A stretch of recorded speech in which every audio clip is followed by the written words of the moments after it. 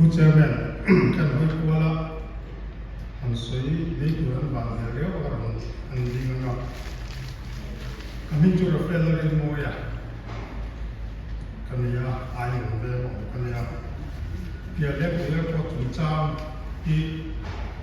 อันสวยอันสวยเยอะวะผู้สวยเสียงมันบักตัวหนึ่งวะไอ้ก็ไงตามมาชวนนะคนที่ทุ่มเล็กกันสวยว่าอามาสับเปล่าชวนมิโซรัมสุรการที่มิโซรัมมีคุยสุรการนี่นะมีอามาสับเปล่าชวนมิโซมีคุยเตหีอาดาไปหมู่อามาสับเปล่ากุรักดาสุดาชวนวันนี้แค่นี้เล็กเปียกปวดตั้งเฮียนจะเล่นตะกิน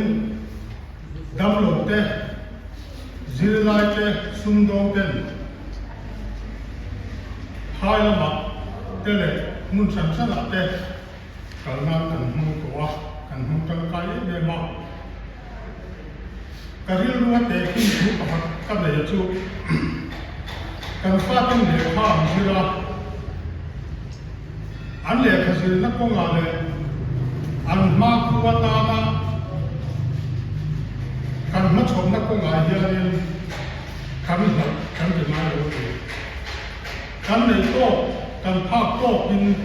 สิกุลชากันดูทีละชุดตาชวนอีเล็กคือน่าเย็น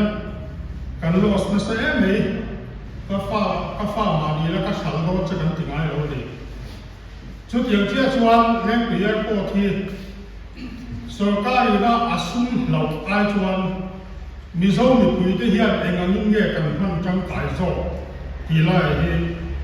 ไงตัวนั่นเลยเสียชายก็เสียเดียร์จู่ๆคนขับหน้ามีเสียอัปวันนี้น่าชวนอินเดียเฮียนมิโซรัมเลยมิโซมีคุยมิงไงไปหมดชวนกันมาหมดสุ่มหินแต่ตัวดีเยอะดี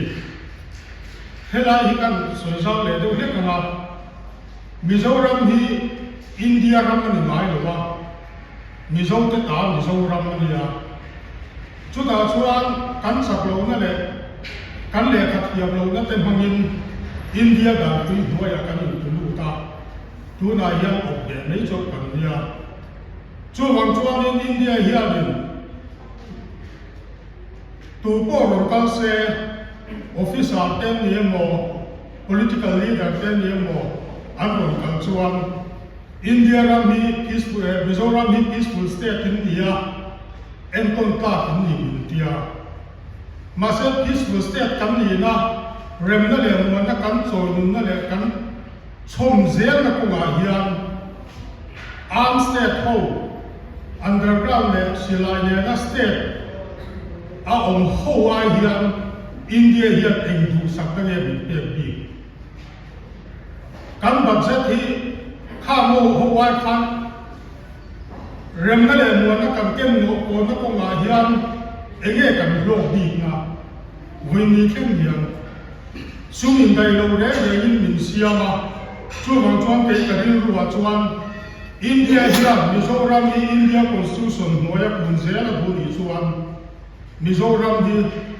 เริ่มนั่นแหละมันสเตทกันดีนะริมโอเฮียนดูสักนะสเตทกันบวยในการชวนมินจะทันเล่นโซ่กุรากันมาอย่ากันมาโมกันเข้มดีอินเดียสกการเฮียนมินไปไปโมสักเสกดูเลยอ่ะช่วงนั้นดูหุ่นนามินเสกอันดูหุ่นนามินรวมฟุยปรามดูหุ่นนามินรวมโบเตหีกัน politician เตหีเสถียรเดียตัวเสกดูเลยไม่ยาวันนี้อายังเป็นสักการสุดดีละ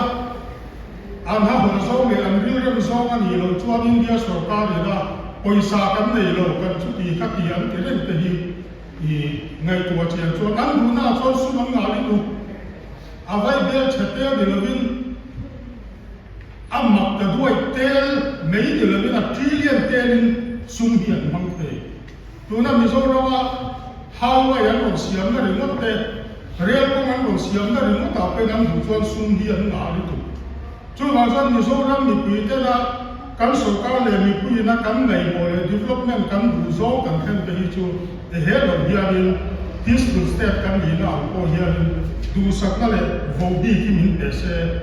e karil ru wa chuanin e ka du le chu chu lang lian le a tin a pathum na chuan Mizoram hian India sarkar puta le sipai ho puta hian ram kan pe tam po le kan zalen na ram hi kan tei te ni hi kan sarkar le pui na kan sia ta tha chu wang chuanin tu na rel kong an kon siam na zong zong po hi hanen te la ku han la kho min square kilometer ri angin da ta ina kilometer exam ne railway puta kan hlan chu tiang che chuan tu na Tripura kanga gas pipeline local tu te po hi na kina chuan na siam zo na security a wangin kilometer exam ne Mizo ni pui kan to thailo turin security a wangin ram kan te kon tin helaya Assam Rifles te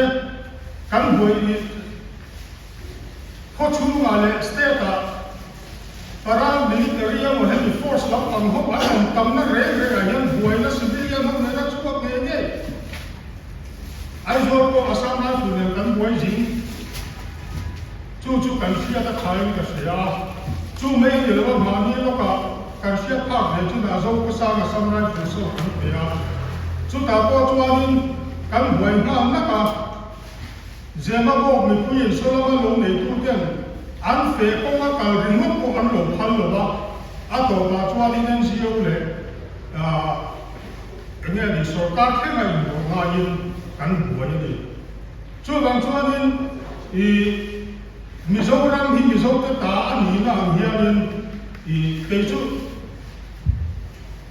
Indian Air Force an ni mo Central Department an ni mo heng zong zong a hianin ram pe ko hi Mizo nam le Mizoram ta hian a hin garan ni hi te ka sa chianga tu na ko hian ne mo har sa na ko pila he Assam Rifles ai zo la mi ngot ko son chuan har sak zia hi heng zong zong ngai ko hianin leng tu yen ko thi han pe swak se na han en ko chia se ku meng ti bang ye Mizo mi tu ten kan du thalin kan en ko ve le thayang chu independence ram te kan ni mo lo chon thil thi to ko kan ni don chu wang chon nei hi chu I Mizoram sarkar re he tu na kan sarkar mai hi ka te lo ba sarkar ka to party ka to te po ina kan ril ru kan sia ren tu ra ka du chu Mizoram hi Mizo te ta ni lo min India dal pui zong zong hi Mizo te him na tu ra siam ni lo ba chu wang chuan India dal pui zong zong kan lo so ma kan lo pom chut po hi kan mo pur na le kan ti tu ra de lo chu ai chuan Mizoram le Mizo mi pui te ta a hi men engang nge han chap na the nan engang ni ne na kina boi na the nan ti sir chia na kan lo pom lo po hi mi pui te le sarkar po hi mi pui te hi ron sa gen party dang hemi all party te all NGO meeting te hi ko win chu ta chon mi pui du than na le kan ram kan ham kan sa khuwa hin na tura nga la tura akal se li ke chu ka du chu ba chon leng pi ya ko thi chu